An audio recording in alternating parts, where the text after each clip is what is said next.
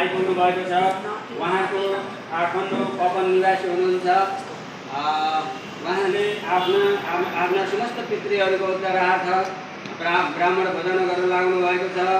ब्राह्मण भोजनको लागि 10,000 प्रदान गर्नुभएको छ।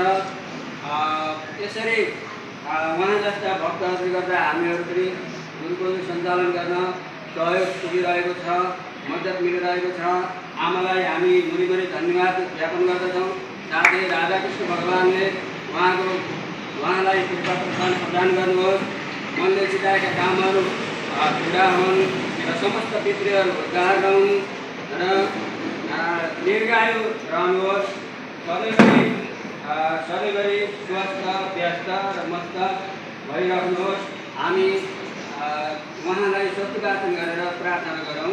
सबैजना